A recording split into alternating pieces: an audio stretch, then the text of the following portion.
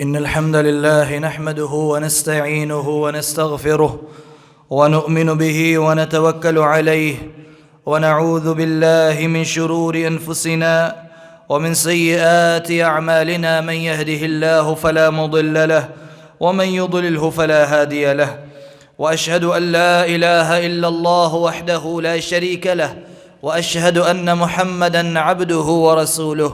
أما بعد فإن خير الحديث كتاب الله، وخير الهدي هدي محمد صلى الله عليه وسلم، وشر الأمور محدثاتها، وكل محدثة بدعة، وكل بدعة ضلالة، وكل ضلالة في النار.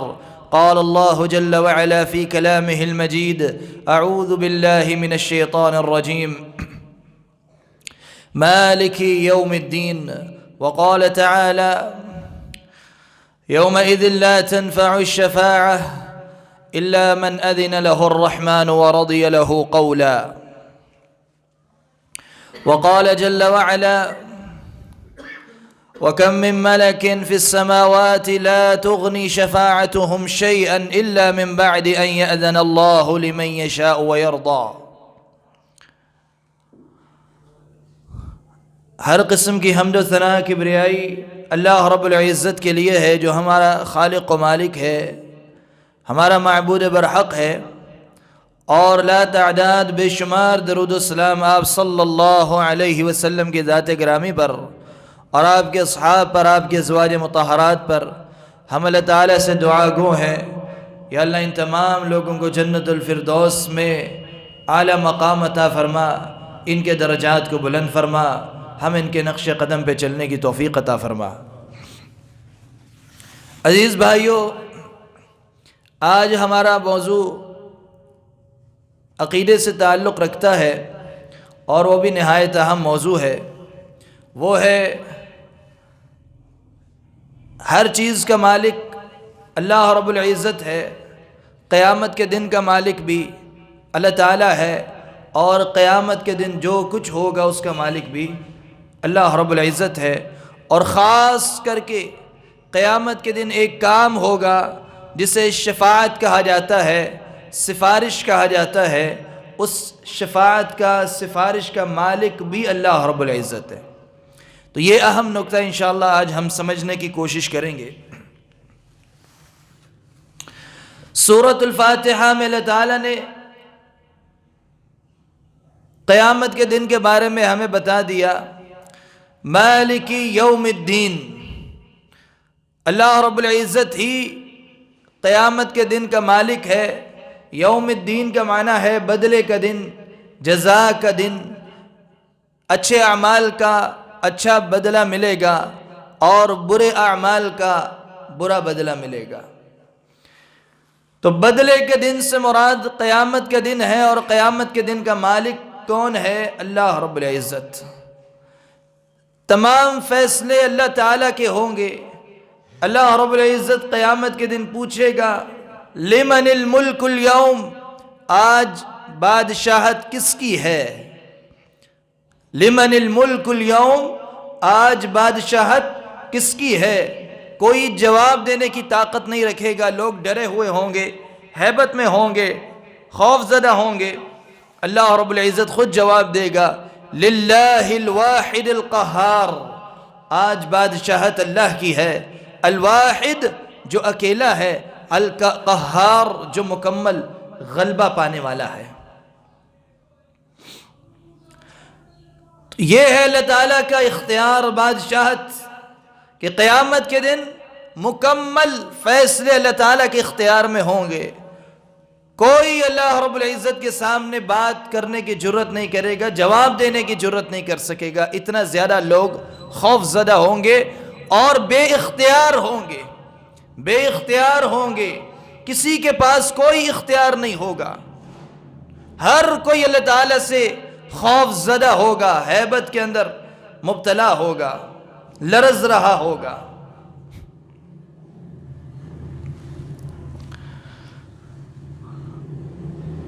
ایک کام ہوگا شفاعت کا. لوگ سمجھتے ہیں کہ شفاعت کا معنی یہ ہے کہ اللہ کے انبیاء جسے چاہیں گے جہنم سے بچا لیں گے اور جسے چاہیں گے جنت میں داخل کروا دیں گے۔ اس لیے لوگ آج انبیاء رسول تو بہت بڑا مقام اور مرتبہ ہے، لوگ اپنے پیروں سے یہ امیدیں لگا کے بیٹھے ہوئے ہیں۔ اور آپ نے ایک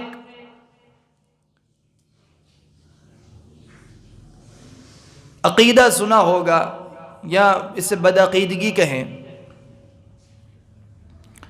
کہ ہمارے ہاں سلسلے مشہور ہیں۔ کون کون سے سلسلے ہیں؟ ایک سلسلہ قادریہ ہے جو بڑا مشہور ہے ہمارے ہاں، اکثر نام جو قادری لکھتے ہیں اپنے نام کے ساتھ۔ دوسرا چشتیہ، نقشبندیہ، اور چوتھا کون سا ہے؟ سہروردیہ۔ یہ چار تو یہاں ہمارے ہاں ایشیا میں موجود ہیں، مشہور۔ ان کے علاوہ بھی اب نئے بھی بہت سارے آ چکے ہیں۔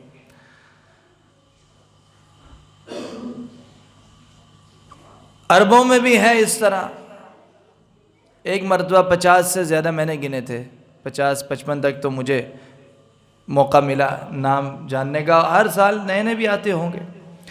اب یہ جو سلسلے ہیں ان کے بارے میں لوگوں کے ہاں یہ سوچ پائی جاتی ہے کہ جو بندہ جس سلسلے سے منسلک ہو جائے گا،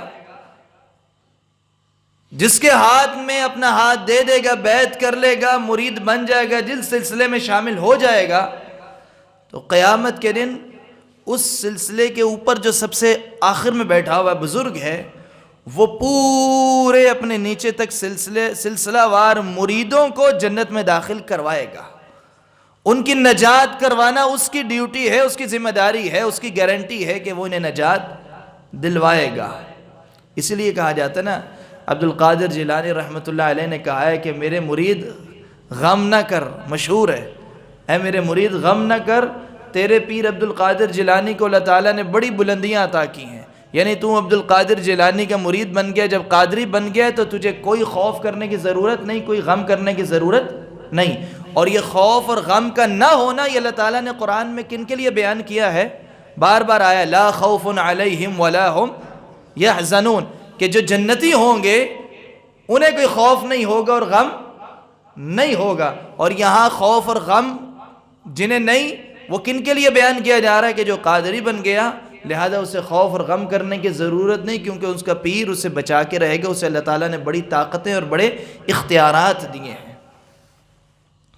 قرآن پورے کا پورا قرآن کس کی تعریفیں کرتا ہے؟ قرآن میں کس کے اختیارات ہیں، کس کی قدرتیں، کس کی عظمتیں ہیں؟ اللہ تعالیٰ کی۔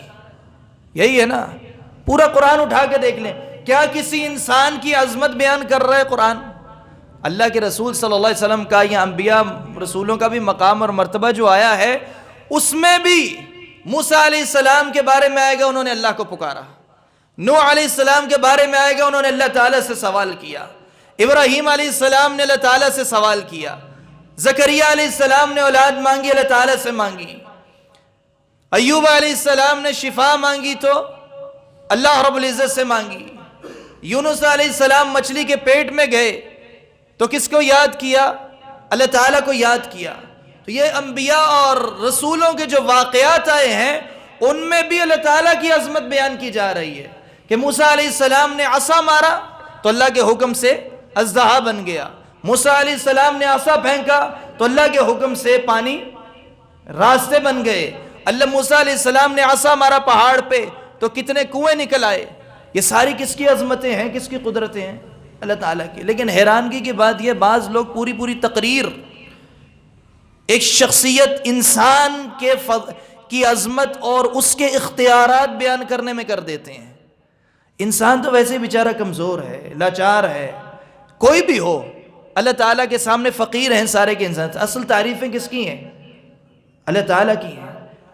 لیکن بعض لوگوں نے یہ معمول بنا لیا ہے کہ بزرگوں کے اختیارات، ان کی تعریفیں، ان کے فضائل اتنے بیان کرو، اتنے بیان کرو، اتنے بیان کرو کہ اللہ تعالیٰ کی قدرت بھول ہی جائے، اللہ تعالیٰ کے اختیارات کی طرف لوگوں کی توجہ جائے ہی نہیں۔ اور قرآن پاک میں اللہ تعالیٰ نے ارشاد فرمایا وَإِذَا ذُكِرَ اللَّهُ وَحْدَهُ اشْمَأَزَّتْ قُلُوبُ الَّذِينَ لَا يُؤْمِنُونَ بِالْآخِرَةِ، جب ایسے لوگوں کے سامنے ایک اللہ کا ذکر آتا ہے اشمأزت قلوب الذین لا یؤمنون بالآخرہ، تو ان کے دل تنگ پڑ جاتے ہیں، انہیں بے چینی ہونے لگتی ہے ایک اللہ کا ذکر سن کے، ایک اللہ کی توحید سن کے لوگوں کے دل تنگ پڑتے ہیں، انہیں بے چینی ہوتی ہے۔ وَإِذَا ذُكِرَ الَّذِينَ مِن دُونِهِ إِذَا هُمْ يَسْتَبْشِرُونَ، اور جب اللہ کے علاوہ کسی اور کا ذکر ہوتا ہے، کسی اور کے اختیارات کا ذکر ہوتا ہے، کسی اور کی بڑائی اور بزرگی کا ذکر ہوتا ہے، تو تب یہ لوگ بڑے خوش ہوتے ہیں۔ تو آج جتنا خانقاہی نظام اٹھا کے دیکھ لیں، وہاں آپ ذرا غور کریں کتنی اللہ کی تعریف ہوتی ہے اور اس کے مقابلے میں کتنی بزرگوں کی تعریف ہوتی ہے، اللہ تعالیٰ کی قدرت اور عظمت کتنی بیان ہوتی ہے، یا اس کے مقابلے میں بزرگوں کی اختیارات اور بزرگوں کی کرامتیں اور بزرگوں کی کاریگریاں کتنی بیان ہوتی ہیں۔ اور ایک عام آدمی پھر جتنی امیدیں لگاتا ہے وہ ساری کس سے لگاتا ہے؟ بزرگوں سے لگاتا رہتا ہے، کیونکہ اللہ تعالیٰ سے امید لگانے کی جو سوچ تھی وہ اسے ملی نہیں۔ اللہ تعالیٰ کی عظمت، اللہ تعالیٰ کی کبریائی، اللہ رب العزت کا مالک ہونا، اللہ رب العزت کا وہاب ہونا، نعمتیں دینے والا، یہ اس کے سامنے بیان کیا ہی نہیں گیا۔ تو میرے بھائیوں، جتنا زیادہ ہمیں اللہ تعالیٰ کی معرفت ہوگی اتنا زیادہ ہم اللہ تعالیٰ کے قریب ہوں گے، جتنا اللہ تعالیٰ کے اسماء و صفات کو پڑھیں گے اتنا اللہ کے قریب ہوں گے۔ اور پورا قرآن ہمیں اللہ رب العزت کی وحدانیت کی طرف لے جاتا ہے۔ قرآن کی ہر آیت، امام ابن القیم رحمہ اللہ کہتے ہیں، قرآن پاک کی ہر آیت ہمیں توحید کا درس دیتی ہے، اللہ تعالیٰ کی وحدانیت سکھاتی ہے۔ تو ان ایسے ہی مسائل میں سے شفاعت کا بھی ایک مسئلہ ہے کہ لوگوں نے اپنے بزرگوں سے یہ امیدیں لگا رکھی ہیں کہ یہ بزرگوں کے پاس بڑے اختیارات ہیں، دنیا میں تو ہیں ہی، وہ کہتے ہیں قیامت کے دن بھی یہ ہمیں نجات دلوائیں گے۔ اور ایک واقعہ بڑا مشہور ہے، عام بیان کیا جاتا ہے۔ قیامت کے دن اللہ تعالیٰ ایک پیر کو کہے گا جنت میں چلا جا، اور پیر آگے سے کیا کہے گا؟ یا اللہ میں جنت میں نہیں جاتا۔ اس سے پوچھا جائے گا کیوں؟ وہ کہے گا جب تک میرے مرید جنت میں نہیں جاتے تب تک میں نہیں جاتا، اور پھر میرے مرید نہیں، میرے مریدوں کے مرید اور ان کے مرید اور ان کے مرید، جب تک پورا سلسلہ جنت میں نہیں چلا جاتا تب تک میں جنت میں نہیں جاؤں گا۔ اب کوئی سوچے کیا کسی کے اندر اتنی جرت ہوگی اللہ تعالیٰ کو یہ کہنے کی کہ میں جنت میں نہیں جاتا؟ قرآن کی آیت تو یہ کہتی ہے، اللہ تعالیٰ پوچھے گا آج بادشاہ کون ہے، لمن الملک اليوم، تو کوئی جواب یہ نہیں دے سکے گا یا اللہ تو بادشاہ ہے، لوگ اتنے زیادہ ڈرے ہوئے ہوں گے۔ اللہ تعالیٰ کو کوئی یہ بھی نہیں کہہ سکے گا کہ اللہ بادشاہ تیری، اللہ تعالیٰ خود ہی جواب دے گا للہ الواحد القہار، آج بادشاہ اللہ ہے جو اکیلا ہے، القہار، مکمل غلبے والا ہے۔ تو لوگوں نے اللہ تعالیٰ کا ذکر اس طرح کرنا شروع کر دیا معاذ اللہ، جیسے اللہ تعالیٰ کے پاس کوئی اختیار ہے ہی نہیں، اور اللہ تعالیٰ معاذ اللہ بزرگوں کے پوچھنے کا محتاج ہے، پوچھے گا کہ کس کو جنت میں بھیجوں کس کو جہنم میں بھیجوں، اللہ تعالیٰ اپنا فیصلہ ہی نہیں کرے گا۔ اس انداز سے معاذ اللہ اللہ تعالیٰ کے ذکر کے ساتھ اس کی بے قدری کی جا رہی ہے۔ اور قرآن پاک میں اللہ تعالیٰ نے ارشاد فرمایا وما قدر اللہ حق قدرہ، ان لوگوں نے اللہ کی قدر اس طرح نہیں کی جس طرح قدر کرنے کا حق ہے۔ والارض جمیعا قبضتہ یوم القیامہ، اور اللہ تعالیٰ کی قدرت یہ ہے والارض جمیعا قبضتہ یوم القیامہ، قیامت کے دن پوری کی پوری زمین اللہ تعالیٰ کی مٹھی کے اندر ہوگی۔ والسماوات مطویات بیمینہ، اور قیامت کے دن سارے آسمان اللہ تعالیٰ کے دائیں ہاتھ کے اوپر لپٹے ہوئے ہوں گے۔ سبحانہ وتعالی عما یشرکون، وہ پاک ہے، وتعالی اور بلند ہے، عما یشرکون، ہر قسم کے شرک سے جو لوگ اس کے ساتھ کرتے ہیں۔ یہ اللہ تعالیٰ کی قدرت ہے، لیکن ہم نے مذاق بنا لیا ہے۔ اللہ تعالیٰ کے سامنے لوگوں کو کھڑا کر دینا، بزرگوں کو کھڑا کر دینا، اللہ تعالیٰ کے اختیارات بزرگوں میں تقسیم کر دی ہیں۔ کسی سے اولاد مانگی جا رہی ہے، کسی سے شفا مانگی جا رہی ہے، کسی سے کاروبار کے لیے فائدے کے لیے امیدیں لگائی جا رہی ہیں، کسی سے کوئی امید لگائی جا رہی ہے۔ تو اللہ تعالیٰ کیا کرتا ہے؟ اگر ساری امیدیں، سارے فائدے آپ نے لوگوں سے لینے ہیں، اللہ تعالیٰ کے سارے اختیارات لوگوں میں، بزرگوں میں تقسیم کر دیے ہیں، تو اللہ رب العزت پھر کیا کر رہا ہے؟ تو یہ ہے ہمارا ماحول کہ جس میں قرآن میں بھی بیان کر دیا گیا کہ ان لوگوں نے اللہ کی قدر اس طرح نہیں کی جس طرح قدر کرنے کا حق ہے۔ تو شفاعت قیامت کے دن ہوگی۔ لوگوں نے شفاعت کو یہ سمجھ لیا ہے، یا سفارش کو یہ سمجھ لیا ہے کہ اللہ کے بزرگان دین جس کو چاہیں گے جنت میں داخل کروا کے چھوڑیں گے، کیونکہ اللہ تعالیٰ نے ان سے سفارش کروانی ہے، شفاعت کروانی ہے۔ یہ شفاعت کا معنی نہیں ہے۔ شفاعت کا مطلب کیا ہے؟ غور سے سمجھنا ہے۔ سب سے پہلی بات، یہ جو لفظ ہے شفاعت، اس کا معنی ہوتا ہے جوڑا بننا۔ اس کا معنی کیا ہوتا ہے؟ جوڑا بننا۔ جیسے گنتی آپ گنتے ہیں 1 2 3 4، کچھ حروف کون سے ہوتے ہیں جو جوڑے والے ہوتے ہیں، اور کچھ جو ہوتے ہیں طاق ہوتے ہیں۔ 1 3 5 7 9، یہ کیا ہے؟ طاق ہے۔ ان میں ہمیشہ ایک آخر میں بچ جاتا ہے۔ اور کچھ کون سے ہوتے ہیں جس میں جوڑے جوڑے بن جاتے ہیں، 2 4 6 8۔ تو قرآن پاک میں جیسے سورۃ الفجر میں آتا ہے والفجر ولیال عشر والشفع والوتر، ایک ہے والشفع، اور ساتھ ہی اللہ تعالیٰ نے دوسرا کیا لفظ استعمال کیا؟ والوتر۔ شفع کا معنی ہوتا ہے جوڑے جوڑے، اور وتر کا معنی ہوتا ہے طاق۔ اور اللہ رب العزت کے بارے میں حدیث مبارکہ میں آتا ہے ان اللہ وتر یحب الوتر، اللہ تعالیٰ وتر ہے، ایک ہے، اور وتر کو پسند کرتا ہے۔ تو شفاعت لفظ کہاں سے نکلا ہے؟ شفع، جوڑے بننے سے۔ کیوں؟ کیونکہ جب آپ سفارش کرتے ہیں تو ہوتا کیا ہے کہ میں ایک بندے کی سفارش کر رہا ہوں، میں جا کے کہتا ہوں کہ یہ فلاں بندے کو فلاں جگہ نوکری دلوانی ہے، تو ایک بندے کی سفارش کر رہا ہوں اور دوسرے کے سامنے کر رہا ہوں۔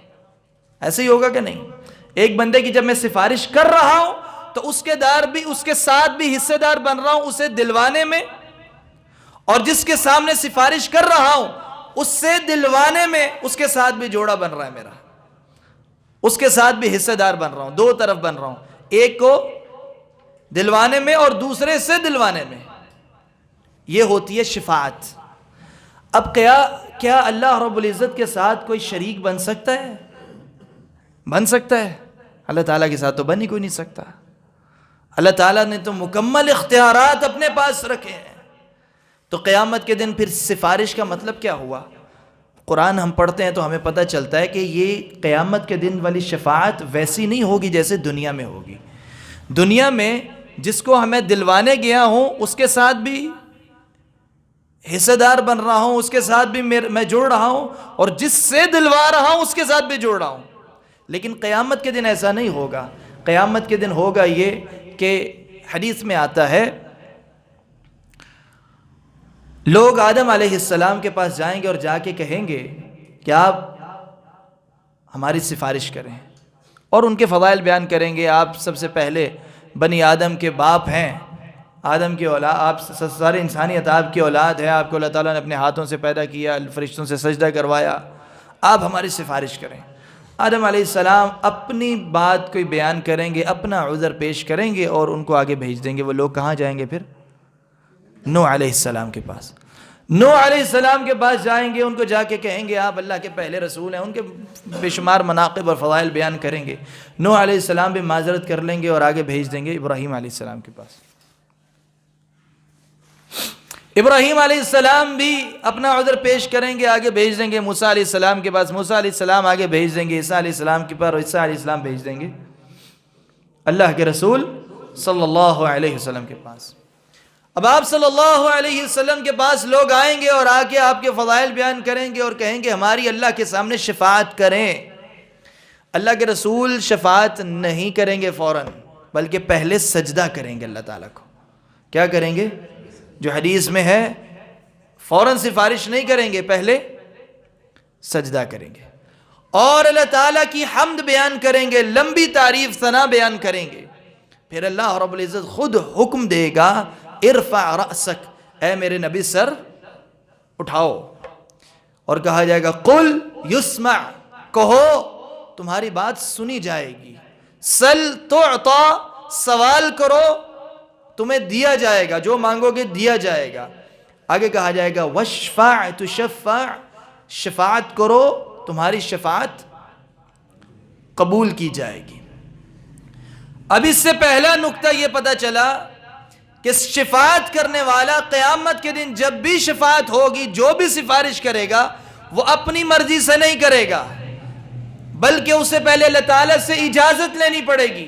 اللہ تعالیٰ اجازت دے گا تو سفارش کرے گا، اور اللہ کے انبیاء بھی کریں گے، اور بھی لوگ سفارش کریں گے جن کا حدیث میں ذکر ملتا ہے۔ تو شفاعت تو ہوگی، اس میں کوئی شک نہیں، شفاعت کے اوپر ہمارا ایمان ہے کہ قیامت کے دن شفاعت ہوگی، لیکن فرق یہ ہے کہ کیسے ہوگی۔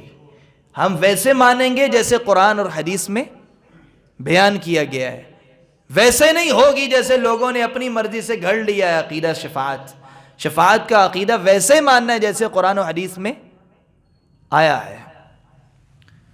تو کوئی سفارش کا یا شفاعت کا انکار کرتا ہے کہ قیامت کے دن نہیں ہوگی تو وہ تو گمراہ ہے، اور کوئی عقیدہ شفاعت کو اپنی مرضی سے گھڑ لیتا ہے اور اپنی مرضی سے بنا لیتا ہے تو وہ بھی گمراہ ہے۔ حق پہ وہ ہے جو ویسے ہی مانتا ہے جیسے قرآن اور حدیث میں بیان کیا گیا ہے۔ تو پہلا نقطہ یہ یاد رکھنا ہے، شفاعت جو بھی کرے گا وہ بلا اجازت نہیں کرے گا، اور اجازت کس سے لینی پڑے گی؟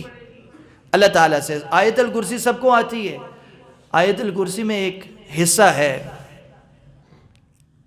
اور یہ یاد آپ کو ہوگی تو دلیل کے طور پہ یہ حصہ یاد کر لیں۔ اللہ تعالیٰ نے فرمایا من ذا الذی یشفع عندہ الا باذنہ، کون ہے یشفع عندہ جو اس کے سامنے شفاعت کرے، سفارش کرے، الا باذنہ، اس کی اجازت کے بغیر۔ یعنی کس کے اندر اتنی جرت ہے کہ اللہ تعالیٰ کے سامنے جائے اور کسی کی سفارش کرے اللہ تعالیٰ کی اجازت لیے بغیر؟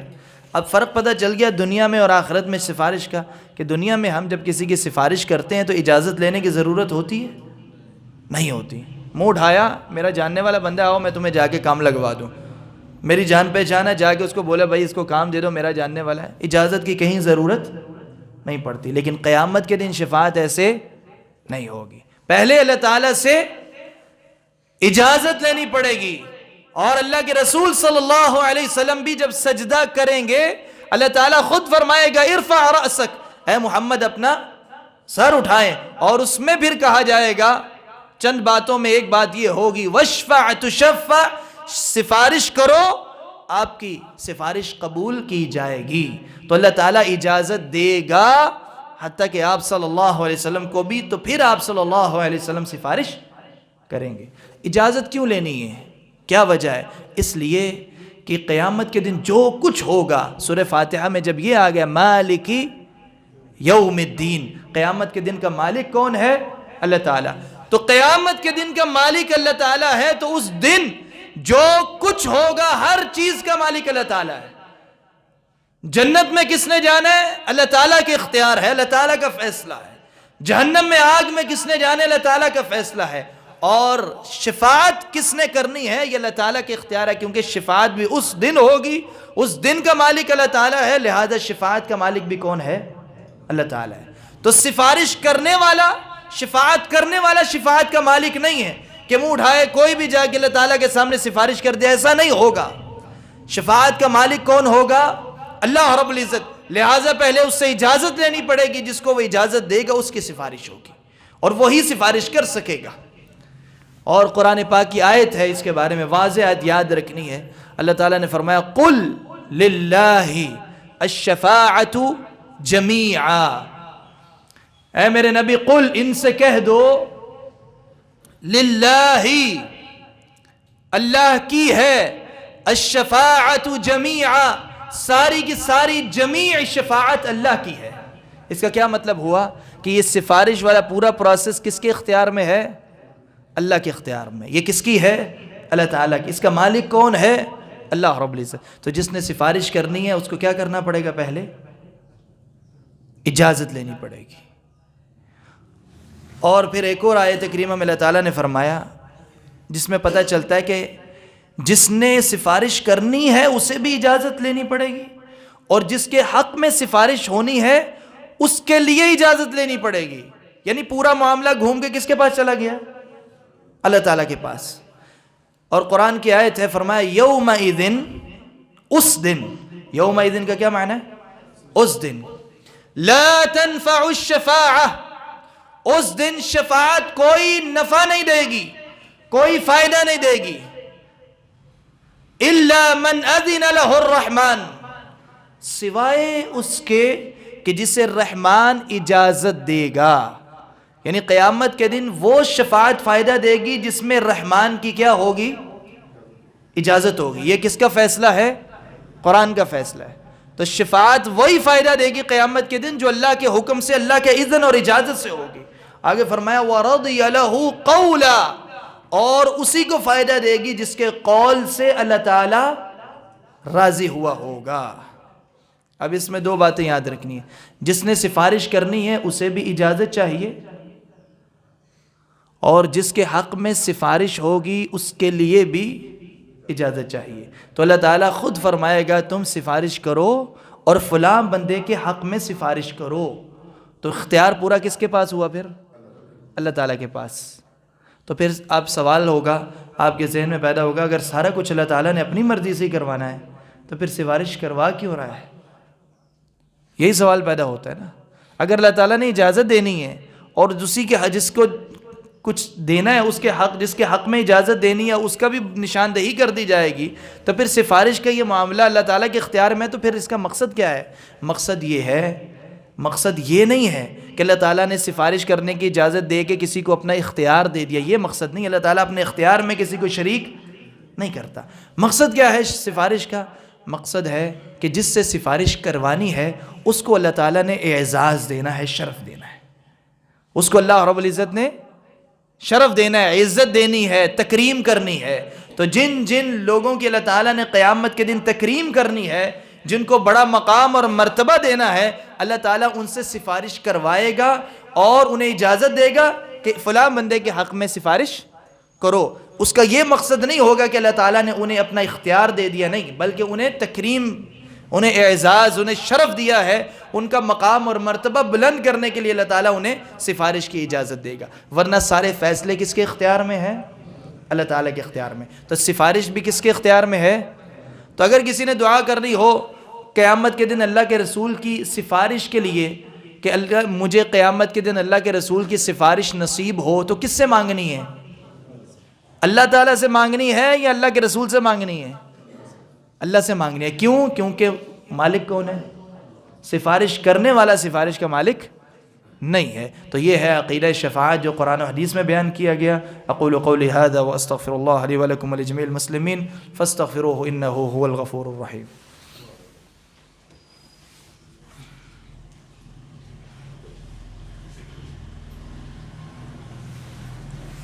الحمد للہ وحدہ والصلاة والسلام علی من لا نبی بعد اما بعد۔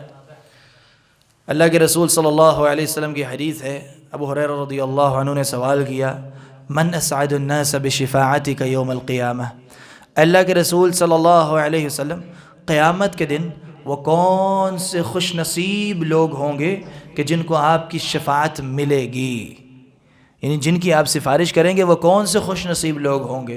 تو اللہ کے رسول صلی اللہ علیہ وسلم نے جواب دیا، من قال لا الہ الا اللہ خالصا من قلبہ، کہ جس نے لا الہ الا اللہ کا اقرار کیا ہوگا اخلاص کے ساتھ اپنے دل سے، تو جو توحید پہ قائم رہا، شرک سے بچا رہا، قیامت کے دن اسی کی سفارش ہوگی، کسی مشرک کی شفاعت قیامت کے دن نہیں ہوگی، مشرک کے حصے میں سفارش نہیں آئے گی۔ لہٰذا توحید پہ قائم رہنا یہ نجات کے لیے ضروری ہے۔ اللہ تعالیٰ سے دعا ہے اللہ تعالیٰ ہمیں ہمارا خاتمہ توحید و سنت کے اوپر فرمائے، ہمارا خاتمہ ایمان کے اوپر فرمائے، جب بھی موت آئے تو اسلام کی حالت میں موت آئے۔ ربنا آتنا فی الدنیا حسنۃ وفی الآخرۃ حسنۃ وقنا عذاب النار ربنا ظلمنا انفسنا وان لم تغفر لنا وترحمنا لنكونن من الخاسرین ربنا تقبل منا انك انت السمیع العلیم وتب علينا انك انت التواب الرحیم سبحان ربك رب العزة عما يصفون وسلام على المرسلين والحمد لله رب العالمين۔